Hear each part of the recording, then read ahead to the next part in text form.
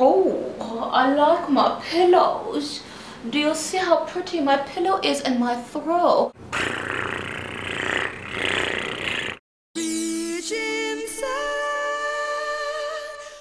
Alright, so this week I have a letter from Christina, and Christina writes, "Hey Melissa, I just wanted to say thanks for your great videos. Absolutely love them. Always looking forward to new ones." Well, thank you. If you ever have time, I would love to know what you think about coffee. Is it good or bad? Kind regards, Christina from Denmark. Alright Christina, thank you so much for sending me in this letter because it's an excellent question and I have your answer coming right up. Okay, so when it comes to coffee, I know people are probably sitting there going, "Oh my god, you're not going to make me give up my cup of Java." Now, if you're having about 2-3 cups of coffee a day, let me just challenge you on having 1 cup per day. Now, if you're having 1 cup of coffee per day, allow me to challenge you maybe on 1 every other day, or maybe even leaving it just as a treat for the weekends. The reason why it's such a big deal is because of the fact of its role on our kidneys, stressing out our adrenals, which is where our stress hormones come out from, also our cholesterol and our blood pressure, even bad breath. Not to mention, coffee can be quite addictive, but for some people, coffee can actually give you the jitters if you have too much of it. And if you've ever actually tried to go off coffee, the headaches and the migraines that you get from it alone should be able to signal to you that maybe this isn't the best thing to be having in excess.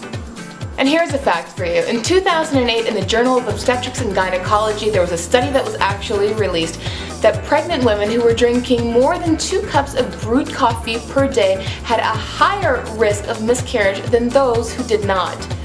Now, if you're wondering about decaffeinated coffee, on the other hand, a lot of these companies actually use quite a bit of chemicals to decaffeinate their coffee. So decaffeinated coffee isn't always the best bet. Okay, so let me show you a healthy, creamy alternative. Let's do this. Okay, so what you are going to need if you're going to be making this amazing matcha latte is a nut milk of your choice, and you can always do this with water. Now I'm going to put this, ironically, in a Starbucks mug. Then we're going to add in about half a teaspoon. Now you don't need very much more because it's highly concentrated. And then, grab your cute little whisk.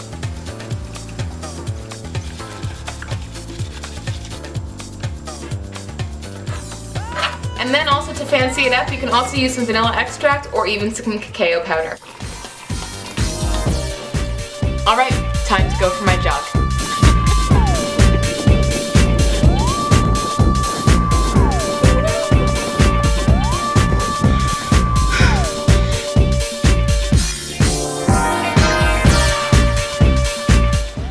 Alright, so I'm at one of my favorite places in Toronto, and this is the Brickworks running trail. I run here all the time. Now I actually don't have coffee before I go for a run.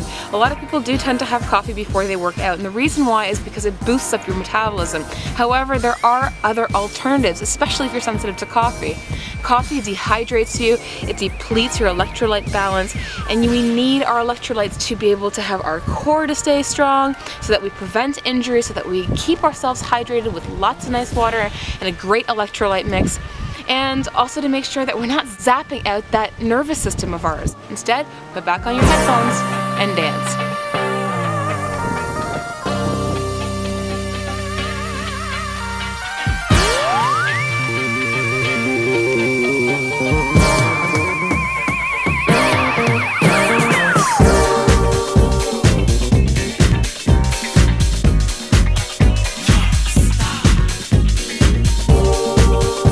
To imitate how people used to dance when I was in high school. We called them the Genos. So here are some techniques, okay? So first, you gotta pucker up your lips. Next, you gotta get the hands and the fists going.